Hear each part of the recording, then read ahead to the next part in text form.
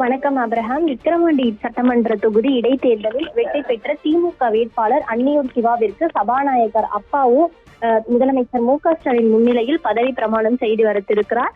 குறிப்பாக எம்எல்ஏ வாக்கு அன்னியூர் சிவா சற்று நேரத்திற்கு முன்பாக பதவியேற்றார்.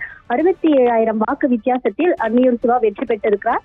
விக்கிரவாண்டி சட்டமன்ற தொகுதி திமுக உறுப்பினர் வேட்பாளராக நிறுத்தப்பட்ட திமுகவை சேர்ந்த புகழேந்தி உடல்நலக்குறைவால் மரணமடைந்ததை தொடர்ந்து பிரதான எதிர்கட்சியாக இருந்திருக்கக்கூடிய அதிமுக மற்றும் அதன் கூட்டணி கட்சியான தேமுதிகவும் இடைத்தேர்தலை புறக்கணித்த நிலையில் திமுக, பாமக, நாம் தமிழர் ஆகிய கட்சிகளிடையே மும்முனை போட்டியானது நிலவியது.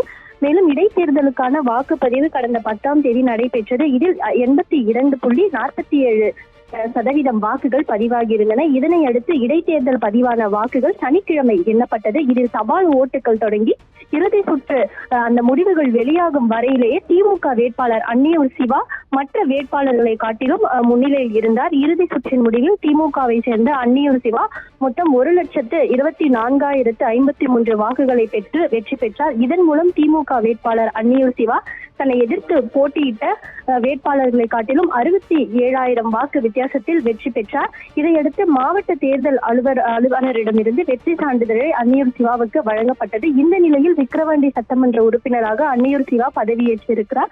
அவருக்கு சபாநாயகர் அப்பாவு பதவி பிரமாணம் செய்து வருத்திருக்கிறார். குறிப்பாக திமுகவின் சட்டமன்ற உறுப்பினர் எண்ணிக்கை புகழேந்தியின் மரணத்திற்கு பிறகு 132 இருந்த நிலையில் மீண்டும் தற்பொழுது திமுகவின் சட்டமன்ற உறுப்பினர் எண்ணிக்கை 133 உயர்ந்திருக்கிறது.